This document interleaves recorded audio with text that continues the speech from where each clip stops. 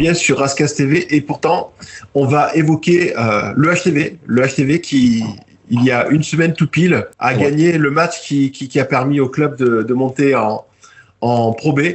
Et ce soir, on a pour premier invité Vincent Mazingue. Alors, j'espère bien le prononcer. C'est bien, ouais, parfait. Bonjour à tous. Voilà, on a Breu Vintage en invité spécial, le célèbre DJ. Et puis, bien sûr, Manu pour m'accompagner. Alors, Vincent, je vais te tutoyer si tu le permets. Avec plaisir. Bon, moi, j'étais au match la semaine dernière. J'ai vraiment vibré parce que, au-delà de la victoire, bien évidemment, et de la montée en Pro B, j'ai vraiment le sentiment d'avoir vu une équipe, une véritable équipe, un véritable groupe, des hommes unis. Alors toi, avec ton expérience et du HTV et de basketteur de haut niveau, comment tu as perçu ce groupe sur toute la saison? C'est bien que le public et même les spécialistes voient qu'il y a vraiment un groupe qui est né cette année et qui a grandi et qui a dominé la Nationale 1. Et je pense que c'est une des raisons du succès de cette équipe. C'est parce qu'ils ont réussi à créer un groupe dans lequel il y a énormément de cohésion, de solidarité, de bienveillance aussi, mais c'est pas non plus un groupe de bisounours, c'est les gens qui s'arrachent tous les jours à l'entraînement. Les entraînements avec Jean-Louis Borg, c'est très, très, très difficile. Physiquement, mentalement, il faut toujours s'investir à fond et Jean-Louis a le don de tirer le meilleur de chaque joueur.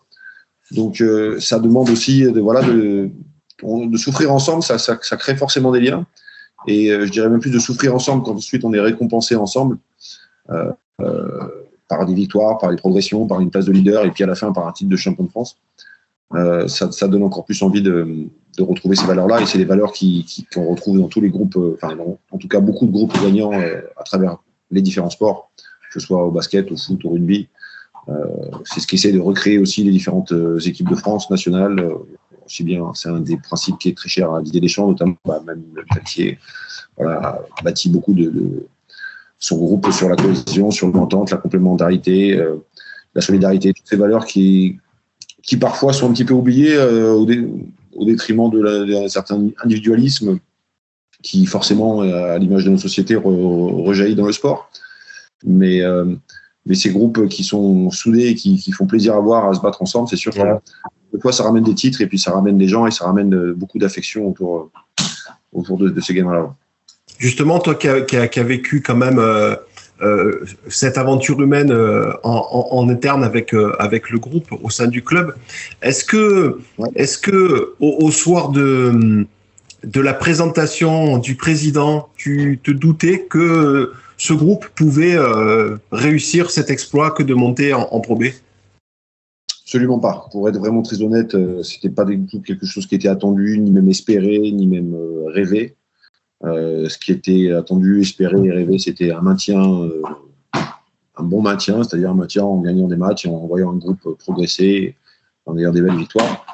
Et on a complètement surperformé au niveau sportif. Alors, on connaît aussi, bien sûr, un peu tous la raison. Hein, c'est à la fois la magie de Jean-Louis et la force de ce groupe, mais l'arrivée de Jean-Louis à la tête du staff sport, parce qu'il a aussi son staff qui travaille avec lui, Gaëtan Etienne, son assistant, Pierre, le préparateur physique, enfin, ils sont plusieurs. Jean-Louis a vraiment fait un travail exceptionnel avec ce groupe-là. Il les a bâtis à son image. Ces mecs-là, ils transpirent Jean-Louis Borg. Ils ont tous ces principes, tous ces valeurs. Ils les respirent. Et on les voit. On l'a vu sur le dernier match où du sacre. Hein, on voyait des chiens de la casse qui avaient envie de rentrer dans tout le monde et qui faisaient plaisir à voir tellement ils se battaient. Ils étaient jamais rassemblés. Et Jean-Louis a toujours su, comme depuis le début, à chaque petit moment de baisse ou de doute, prendre le temps mort qu'il faut, faire le changement qu'il faut pour qu'ensuite la machine reparte.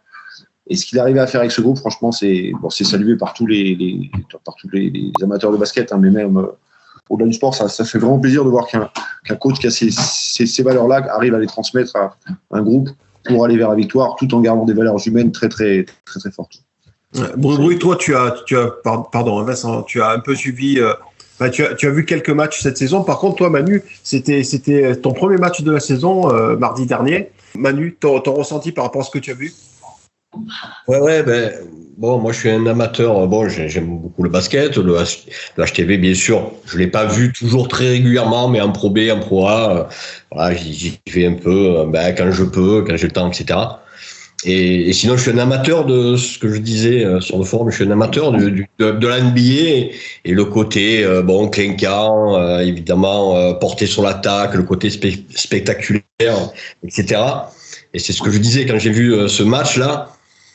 C'est incroyable parce que cette débauche d'énergie défensive, en fait, à voir, c'est magnifique. J'ai pris un pied terrible de voir, pour reprendre le terme de Vincent, ces chiens de la casse là, ces ballons volés, ces contres, ces prises à deux, toutes ces choses là, c'était incroyable. Et puis il n'y a jamais eu de temps mort.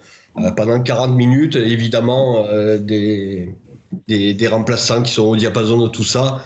Enfin, je sais pas, j'ai été vraiment bluffé et j'ai trouvé ça magnifique. Et pareil pour l'amateur de basket, si on regarde les choses d'une manière très naïve, j'ai envie de dire, quand on regarde la présentation des équipes, Tours, je sais pas s'ils avaient pas 20 cm de plus que nous, de moyenne. Même pareil, sans trop connaître le basket, quand tu les voyais s'échauffer dans les gestuels, dans plein de choses, tu sens bien que apparemment ça sentait quand même l'équipe qui intrinsèquement avait l'air supérieure, je sais pas, techniquement. Enfin, il y avait une espèce d'aura supérieure. Et moi c'était mon premier match, je me suis dit mais comment ça se fait qu'on est premier et comment on va pouvoir battre cette équipe-là. Enfin, j'avais l'impression que ça allait être très très compliqué. Et puis en fait, comme j'ai dit à Bruno, on a vu le match ensemble. J'ai l'impression que Tours, ils voulaient jouer au basket, mais ils ont jamais pu, quoi. Ils ont jamais pu parce qu'ils ont jamais pu développer leur jeu. C'était impossible pour marquer un panier. C'était un effort à chaque fois terrible pour prendre des positions de tir et tout. Et ils ont à peu près existé, même s'il n'y a pas eu vraiment de match, mais ils ont pu à peu près, sinon ils en prenaient 40 pions parce qu'ils avaient justement un peu ce talent, un peu d'adresse à 3 points. Sinon c'était vraiment incroyable à voir, c'était magnifique et vraiment un chapeau. Et après coup on se dit d'accord, je comprends mieux pourquoi ils sont premiers. Mais c'est vraiment une force collective et c'est vraiment bluffant. Il y a eu vraiment sûrement en amont, Vincent il l'a mieux dit que moi, tout ce travail de Jean-Louis, effectivement, même si il est pas seul, mais c'est évidemment lui, on va dire le porte. Qu'on voit gesticuler sur le bord du terrain. Le porte-drapeau de tout ça et qu'on connaît évidemment son parcours avec l'HTV et il revient, c'est pas évident, ce qu'il a fait, c'est magnifique. Il n'y a pas grand-chose à dire. En plus, on s'identifie beaucoup à cette équipe, donc c'est vrai. C'est très enthousiasmant, quoi. Tu veux rebondir, Vincent ?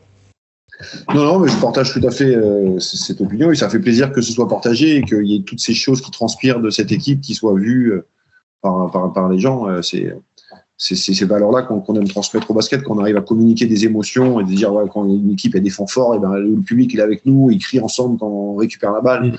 Ça donne une force incroyable en tant que joueur et puis ça, pour les spectateurs aussi, ils ont l'impression de participer. C'est l'intérêt du sport, de vivre des émotions comme ça fortes, d'avoir arrivé à les faire retranscrire aux spectateurs. On voit tout le monde qui est debout à la fin. Enfin, c'est vraiment des grands moments. C'est pour ça qu'on fait du sport. Bru. J'ai du mal, mais je vais y arriver, t'inquiète. Bru, toi, ton ressenti par rapport à la saison, puisque je le disais un petit peu plus tôt, tu as vu quelques matchs. Tu en as suivi d'autres via YouTube ou les réseaux sociaux. Et puis bon, ce final en apothéose. Donc, ton analyse de la saison. Comme je vous l'avais dit, dès le début, j'ai compris que la mayonnaise avait pris. On a surfé sur des victoires, notamment à l'extérieur. Et pour aller directement en phase de poule haute, moi, ce que je t'invite à regarder, Manu, quand tu auras l'occasion, c'est ne serait-ce l'avant-dernier match à Loun, tu vois. Parce que Loun, comme le disait le commentateur amateur, mais quand même, ça tient la route. C'est un coupe-gorge. C'est les rougières là-bas. Tu vois les rougières? C'est les rougières. C'est-à-dire, en face, t'as rien. Sur les côtés, tu as 50 personnes. Et à droite, t'en as peut-être 150. Et la tribune, bon, je pense. Donc, quand tu regardes le match, les gens sont arrivés. Ah, c'est incroyable, bien sûr. Mais quand tu vois le match à Loun, c'est là que tu comprends que tu as gagné Tours. Parce que quand tu gagnes à Loun, tu gagnes le Tour. Honnêtement. Là-bas, il y avait je l'ai dit sur le forum, il y avait un meneur, là, le 17. Bon, apparemment, j'ai regardé, c'est un ancien grand joueur des espoirs proa. Quand tu as vu des matchs à l'extérieur, tu comprends que... Et puis surtout, tous les matchs qu'on a fait à domicile, en poule haute, on les gagne de 1 ou 2 points. Mais on les gagne. Si tu veux, c'est là où ça se joue. La montée, elle se joue là. Il faut être honnête, on l'a bien vu.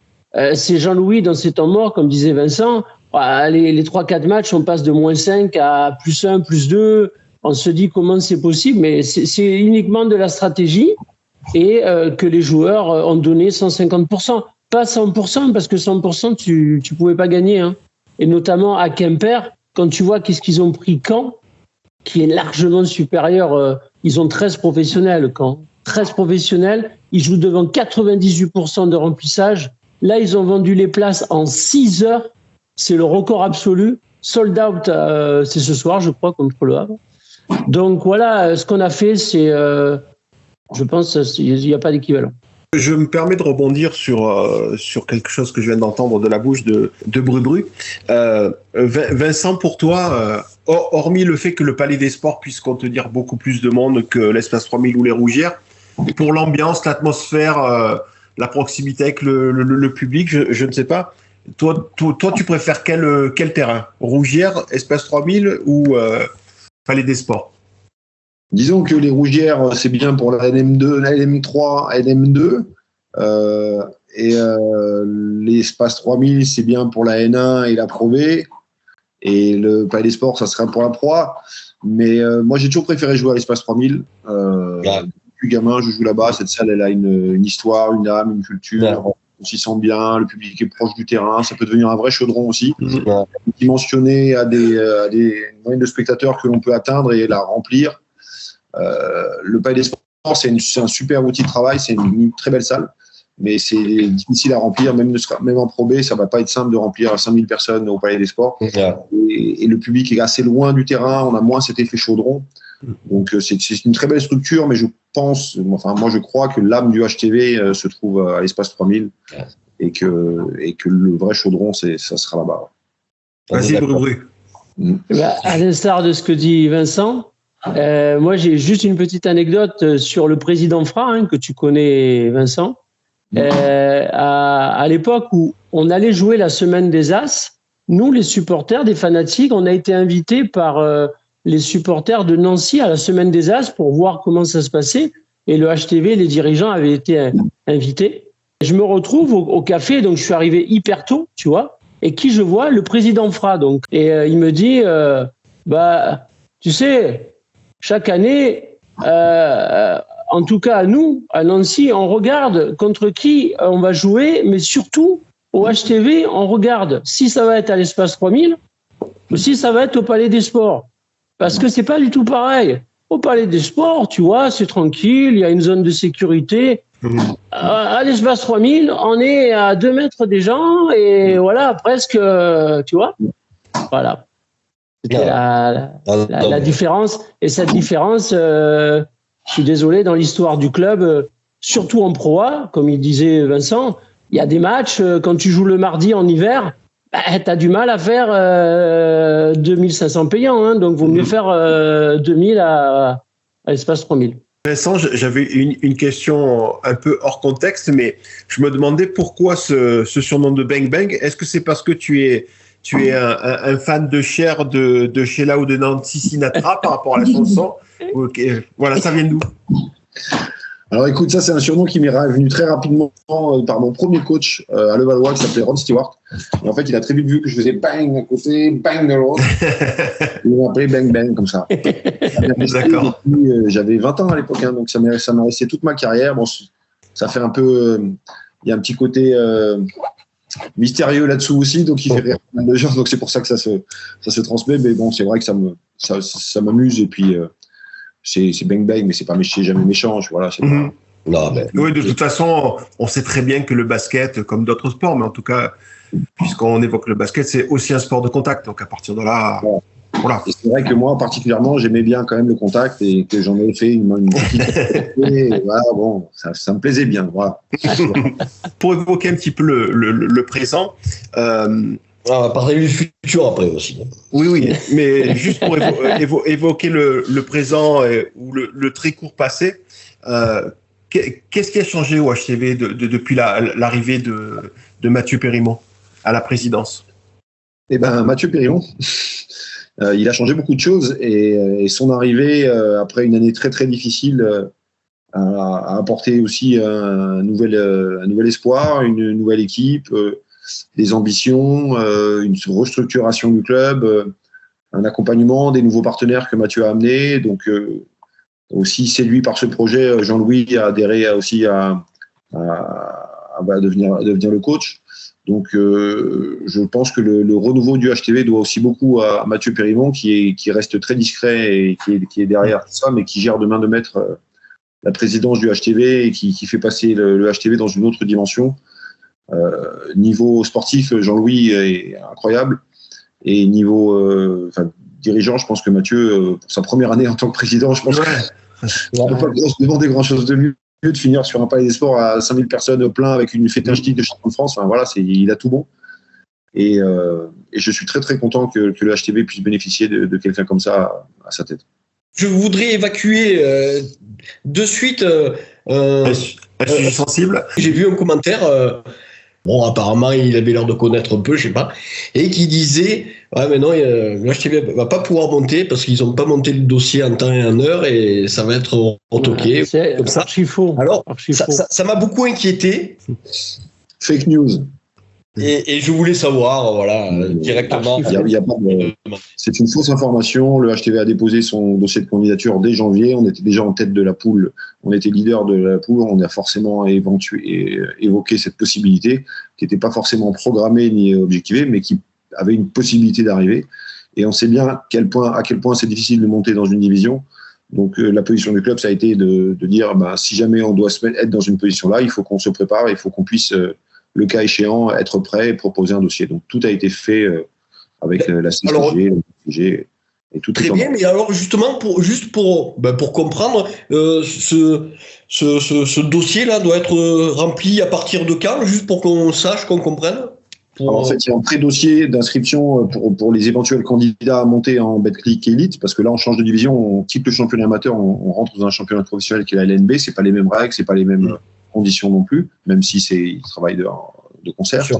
Et donc, il y a un premier dossier qui doit être déposé en janvier pour prévalider en tout cas les inscriptions, les budgets, les objectifs et tout ça. Et ensuite, il y a d'autres réunions avec la DNCG là, qui du coup doit être au mois de mai, je crois.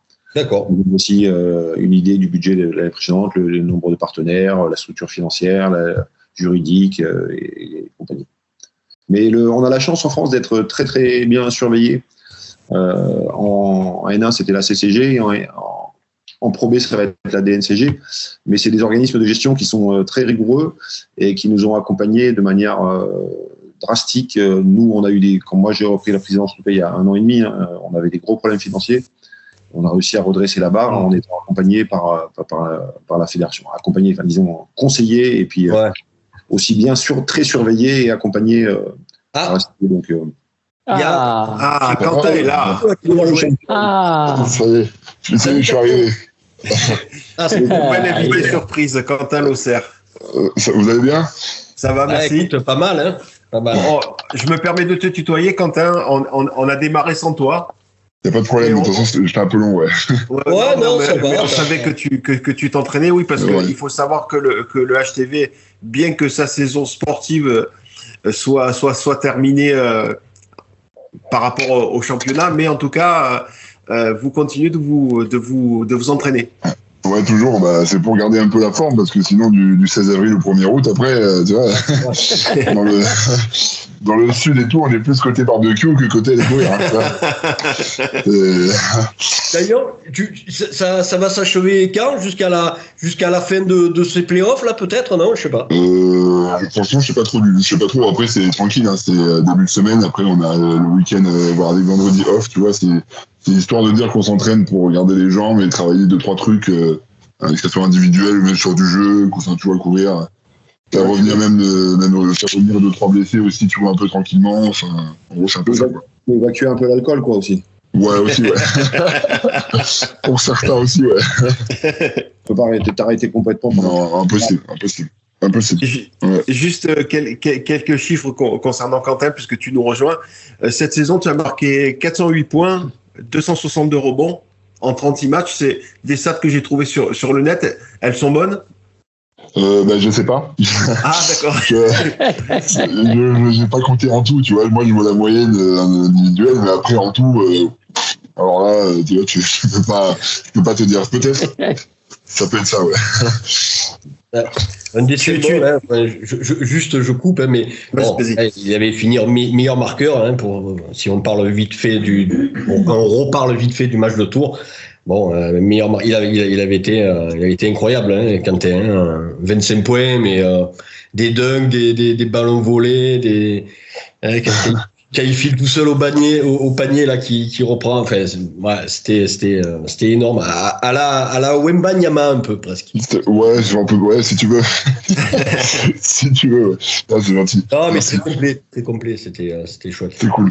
Non, Quentin, est-ce que tu as le sentiment de faire partie des chouchous de l'équipe auprès du public, j'entends? Alors, ressenti, oui, de toute façon, un peu, tu sais, avec les enfants, les trucs, même avec par le staff et tout. Après, je suis d'ici, tu vois, donc je sais pas si ça y joue, mais peut-être. Mais après, c'est pas ce que je me dis, tu vois. Mais moi, je veux juste sourire, m'amuser, tu vois, être cool avec tout le monde, pas faire la star, tu vois, je suis pas comme ça. Et tant mieux, si c'est ce que les gens pensent, tu vois. Ouais, puis je fous de la team de hier, alors que c'est là où j'étais quand j'étais plus jeune et tout, bah tant mieux. Ils ont une bonne image de moi, que demander de plus, quoi, tu vois. Vincent, avec ton œil d'expert et puis de joueur international, quels sont les points forts de Quentin, mais aussi les axes d'amélioration?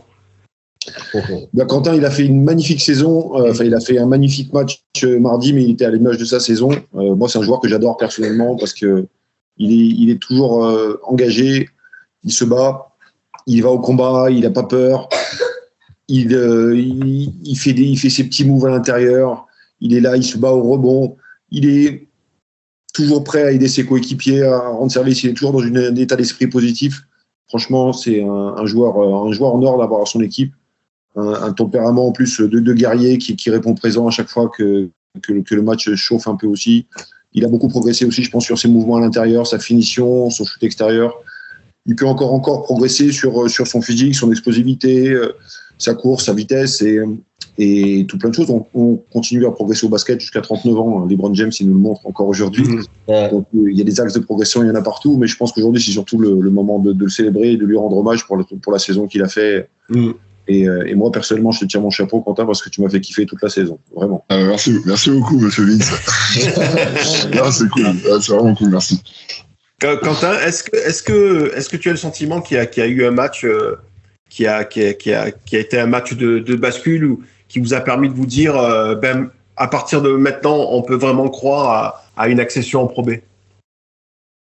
À une accession en Pro B, parce que moi j'ai déjà un match sur le fait qu'on savait qu'avec cette équipe on pouvait faire quelque chose. C'était le match à la maison, là on perdait de 17 points contre Avignon là, et on a su se ressouder et remonter direct, tu vois. Là on s'est dit tous ensemble, bon, ce qu'on a fait, tu vois, on est capable de faire quelque chose déjà au-dessus du maintien, je pense, ou alors tu maintenir plus rapidement. Mais par contre après de la Pro B, en vrai la victoire à Loun et la défaite de Caen, tu vois, c'était le plus proche. Comment dire, ouais, c'était ça, tu vois. Pour moi, c'est celle-là. On était tous à fond, tu vois. On savait qu'il y avait, avant Tarbes, il y avait les 4 matchs à gagner, mais 4, tu vois, c'est moins sûr qu'un seul. Et tu vois, quand tu connais le contexte et tout, tu peux pas louper. Bah, je pense que c'est la victoire à Loun. La victoire à Loun et la défaite de Caen qui fait que on est tous à fond. En plus, on n'a pas besoin d'attendre une semaine pour jouer. C'est 3 jours après, tu vois, t'as le match pour jouer. Tout le monde, on savait que la salle allait bonder. On avait une revanche à prendre contre Tours parce que là-bas, on a fait un non-match et c'était peut-être un des pires de la saison, tu vois. En oubliant le match à Caen, mais là, on était une autre équipe, tu vois. Il fallait qu'on trouve nos repères et qui on était. Mais du coup, là, c'était vraiment le match où on pouvait pas perdre. Et voilà. Et de toute façon, dès le début, on l'a montré. On les a attaqués directement à la gorge et tout. Mais pour moi, c'est un de nos meilleurs matchs en attaque déjà. Et puis, bon, défensivement, après, c'est une attaque offensive. C'est une équipe offensive. Mais on est resté dans nos principes. Et pour le coup, voilà, on a très bien conclu, en tout cas, cette fin de saison, quoi. Bru, tu veux intervenir ou poser une ou des questions? Quelle est l'équipe qui t'a le plus impressionné? Ça ne veut pas dire quelle est l'équipe qui va gagner les playoffs. Ouais. Et quel est le joueur qui t'a ou le plus impressionné ou que tu as eu le plus de mal, on va dire? Alors. Une équipe, quand tu vois quand même l'équipe de Caen, c'est pas mal quand même. L'équipe de Caen, déjà, quand tu vois leur effectif, c'est un effectif de Pro B, et quand tu vois les joueurs qu'ils ont, tout ça, tu vois, et quand c'est comblé, déjà, quand tu joues chez eux, tu vois déjà l'impact que ça a. Après, à l'extérieur, c'est différent. Mais en termes d'équipe et tout ça, ouais, quand même, Caen, tu vois. Après, sur ce qu'ils ont fait dans la saison et tout. Et après, un joueur en particulier... contre qui t'as joué, hein, c'est-à-dire à mon poste, quoi. Voilà. Franchement, est-ce que c'est pas pour je sais pas vraiment. Je sais pas du tout. Peut-être contre Vincent après, tu vois, fin de saison à la fin, je suis pas bien content. Franchement, je sais pas trop. D'accord. Non, mais c'est. C'est pas un truc où je me dis, que je repère, je me dis lui il m'a impressionné ou quoi, tu vois, je sais pas trop, je suis pas posé sur ça, tu vois, je sais pas. C'est plutôt bon signe, de toute façon.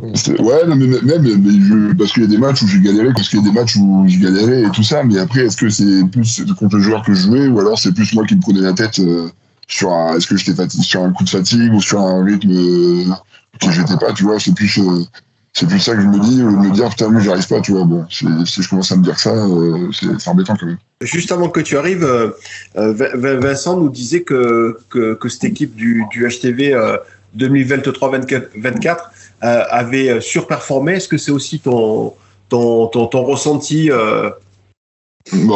Ouais, quand même. Quand tu vois au final l'effectif au début de saison, tu te dis bon, on joue le maintien, et je suis d'accord quand même sur ça, quoi, parce que là on est quasiment pas parfait, mais bon, notre saison est quasiment parfaite en fait avec l'équipe qu'on a, tu vois. Après, on a respecté exactement les plans de jeu du coach. Est-ce qu'on était les joueurs parfaits pour aller dans sa vision des choses, tu vois? C'est possible aussi. C'est possible qu'avec d'autres joueurs ça aurait été différent, mais on avait tous la même philosophie, de groupe et sur le plan de jeu, quoi. Je pense que oui, tout allait bien au bon moment à chaque fois, tu vois. Je pense, et on était tous, moi je pense que oui. Je pose la question et à Vincent et à Quentin. Quel est le secret de Jean-Louis Borg pour permettre à ses joueurs d'être encore plus performants et de se surpasser? Est-ce qu'il a un secret? Parce que pardon, juste pour, tu veux y aller, Vincent? Non, mais juste pour finir, parce que Vincent nous disait que les entraînements de Jean-Louis Borg étaient très très difficiles, hein, et on voit que c'est quelqu'un qui demande beaucoup à ses joueurs. Exigeant. Qui a beaucoup d'exigences, mais voilà. Est-ce qu'il y a un secret? Parce que en fonction de la mentalité de certains joueurs, peut-être qu'ils ne pourraient pas adhérer à autant de demandes de la part d'un coach. Ouais, après, c'est sûr, déjà, c'est un coach, on va dire, d'expérience, donc je pense que, il sait très bien comment entourer un joueur et un groupe. Et au début, c'est sûr qu'au début d'année, moi, je l'ai vécu dans le sens où c'est pas le même c'est un coach différent, tu vois. Mm-hmm. Tu sens qu'il a de la bouteille, tu sens qu'il sait ce qu'il fait. tu sens qu'il rentre dans les joueurs, mais en même temps, il rentre pas dans le sens, il veut t'enterrer, il te rentre dedans pour te réveiller, mais en même temps, il est toujours là pour toi. Parce que si un coach est toujours derrière toi, généralement, c'est bon signe. En général, s'il commence à plus parler, là, il faut te poser des questions. Mais il y a des joueurs que au début, là, ça ne le faisait pas parce qu'ils n'aimaient pas trop se rentrer dedans, et au fur et à mesure, ils ont réussi à comprendre ce qu'ils voulaient, où ils voulaient nous emmener, et après, ça a réussi à monter tout le monde au niveau où il est censé être. La plupart des joueurs, c'était comme ça, et du coup, les autres, ils suivent aussi, tu vois. Et lui, voilà, et sa philosophie de jeu, c'est souvent la même, c'est axé sur la défense, et puis voilà. Jean-Louis est très exigeant, donc il demande beaucoup d'investissement de la part de ses joueurs, et qu'il peut y avoir certains joueurs qui ne sont pas capables ou qui n'ont pas envie de s'investir de la façon et comme Jean-Louis le demande. Et à ce moment-là, ça peut ne pas marcher. Mais une fois qu'il a l'adhésion de ses joueurs et que ses joueurs ont compris là où il voulait les mener, par son exigence, et c'est vrai qu'il faut être capable aussi de supporter la dureté qu'il impose aux entraînements, la dureté physique, mais aussi la dureté mentale. Hein. Jean-Louis fait que crier, hein. Il faut pouvoir le supporter. Et puis il faut, mais quand on a compris que derrière il nous veut du bien et que avec Quentin, Quentin il fait la première saison avec Jean-Louis, il fait une saison formidable et Jean-Louis l'a mis dans les bonnes conditions pour pouvoir qu'il performe le mieux. Donc je crois que c'est ça qu'il faut souligner, son exigence, son intransigeance même peut-être. L'agglomération toulonnaise et varoise, il y a souvent des problèmes financiers, etc. Est-ce qu'on peut être un peu serein, optimiste pour la suite, sans dire de partir dans des choses extrêmement scintillantes et clinquantes comme ça, mais d'avoir est-ce qu'on peut se dire que là quand même on part quand même sur un projet suffisamment stable pour progresser petit à petit et être serein pour les années à venir, a priori. Bien sûr, je pense qu'il faut rester optimiste, il faut être optimiste, mais il faut aussi être raisonnable. Il ne faut pas avoir des rondeurs qui soient démesurées. Je pense que la Pro B, c'est une bonne place pour le HTV. Pour s'y installer durablement en tout cas, ça ne veut pas dire ne pas être dénué d'ambition sportive, mais s'installer durablement en Pro B, c'est déjà un gros défi pour notre agglomération. C'est un championnat qui est très dense, qui est très relevé. Faut savoir que là, on est quand même monté de la N3 à la Pro B en moins de 6 ans. Ça n'a pas été simple, hein. En plus avec le Covid au milieu, les différentes problématiques qu'on a eues. Mais aujourd'hui, l'arrivée du président Périmont inscrit le projet vraiment du HTV dans quelque chose de sérieux, de durable, qui passe à une autre échelle. Et il est vrai qu'il y a eu des problèmes financiers. Le HTV a connu divers problèmes financiers. On s'en est toujours sorti parce qu'il y a un vrai amour du basket ici dans cette région, malgré la présence d'autres sports dominants. Il y a une vraie culture du basket. Il y a des gens passionnés, et notamment le couple Dumas, William et Aurélie, qui ont porté ce club à bout de bras depuis la rétrogradation en M3 jusqu'à la Pro B aujourd'hui.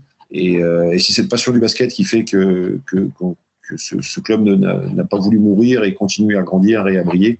Et la passion du basket, elle est de plus en plus grande en France. Elle prend de l'ampleur. Il y a de plus en plus de licenciés, de plus en plus de spectateurs et de gens qui s'intéressent au basket. Donc, il n'y a pas de raison qu'on n'arrive pas à faire quelque chose de structuré sur le long terme.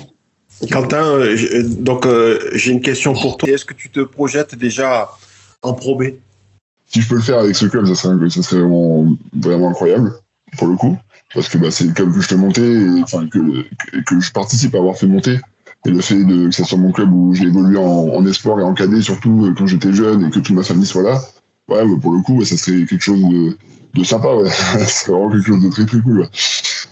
Pourquoi je te pose cette question ? Tout simplement parce que moi, en qualité de spectateur, de supporter, et puis mardi dernier en qualité de vidéaste, d'une part, j'avais l'impression que rien ne pouvait arriver à cette équipe il y a une semaine sur ce match de tour, mais aussi et surtout, même à la fin du match, malgré les confettis, la grosse ambiance, etc., je n'arrivais pas à réaliser ce qui s'était passé. Et même en montant la vidéo que j'ai fournie au HTV, j'avais du mal à réaliser que ça y est, le HTV accédait à la Pro B. D'où ma question. D'accord, ok, ouais, ça marche, oui. Bru, une question ?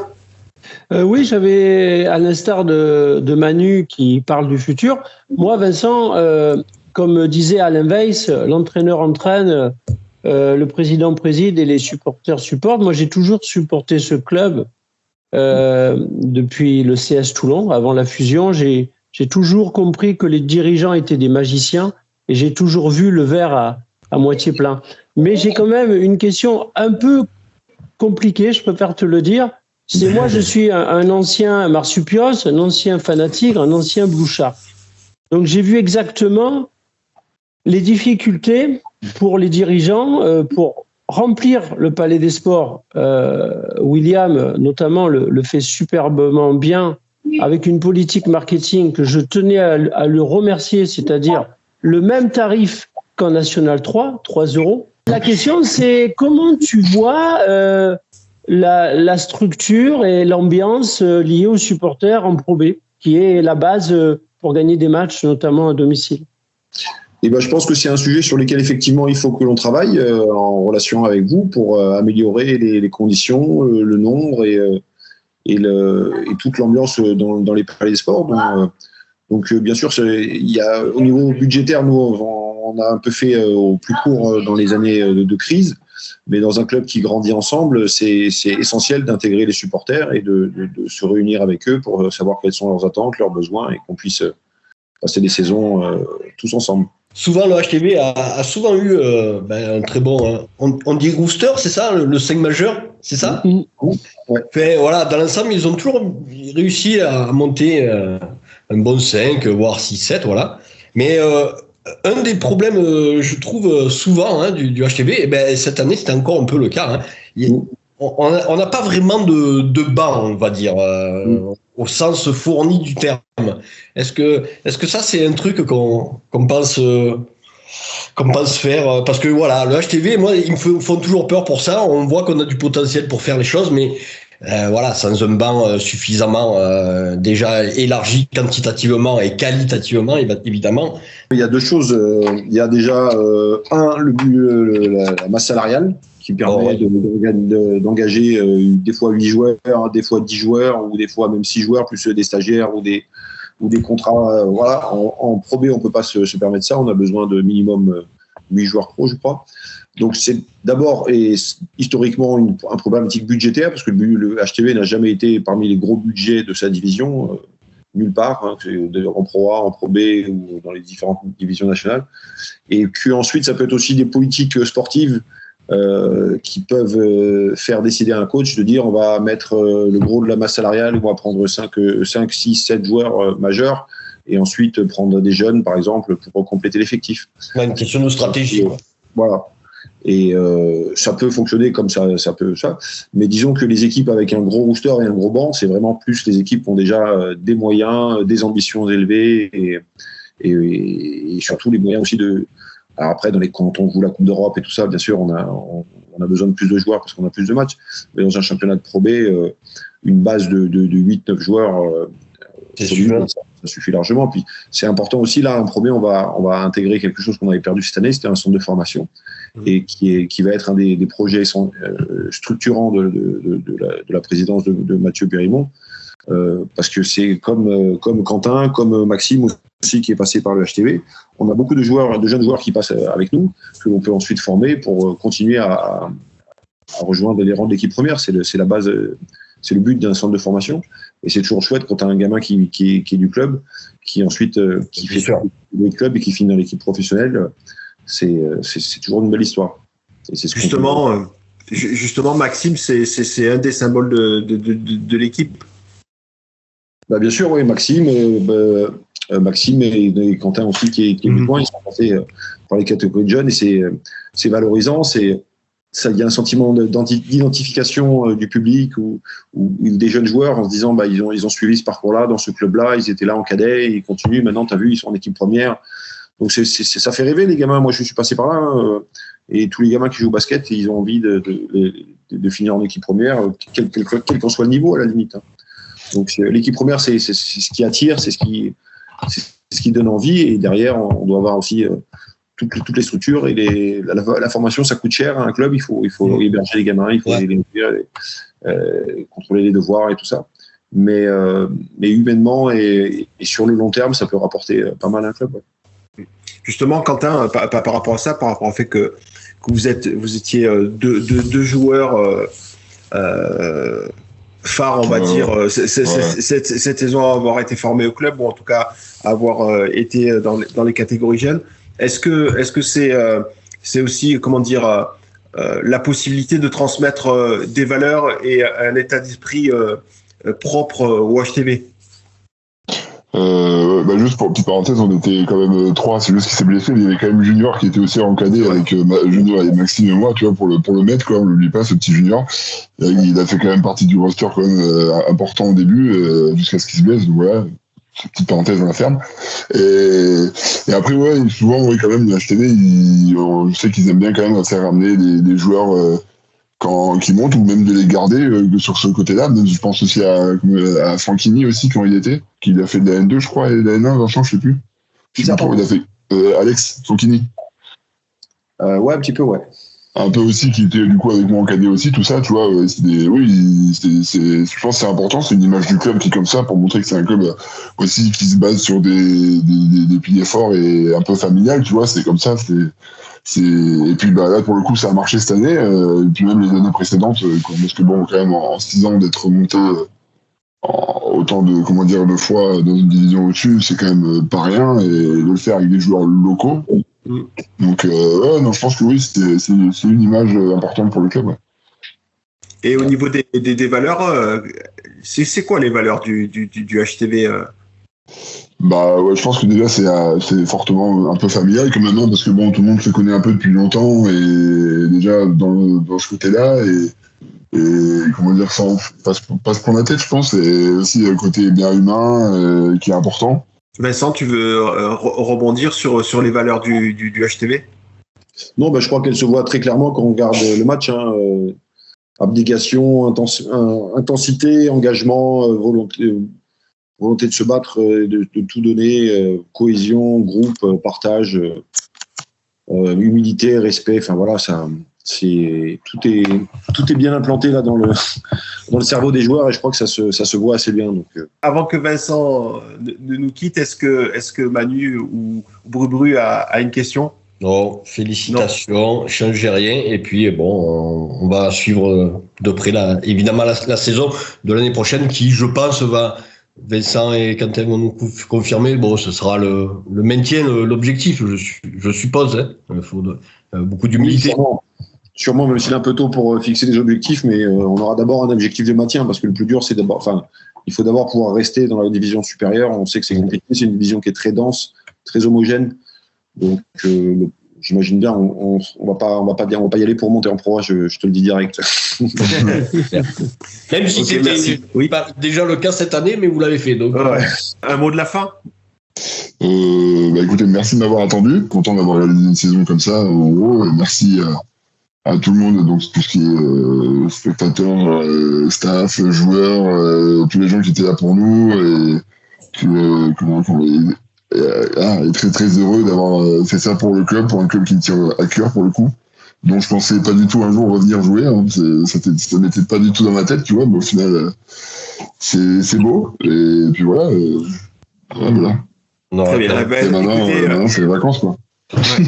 En tout cas, Vincent, Quentin, mille merci. Ça vient du fond du cœur. J'ai vécu de super émotions tout au long de la saison, et encore plus mardi dernier, où vraiment l'émotion était palpable. Moi, j'étais à proximité des Dumas, par exemple, et voilà. Enfin, c'était très très fort en termes d'émotion. Donc, mille merci. Super. Merci à vous. Merci beaucoup à vous. Merci beaucoup. Et à très bientôt. Merci. Salut, à bientôt. Merci à toutes celles et ceux qui auront regardé cette émission, et on se retrouve très bientôt. Salut.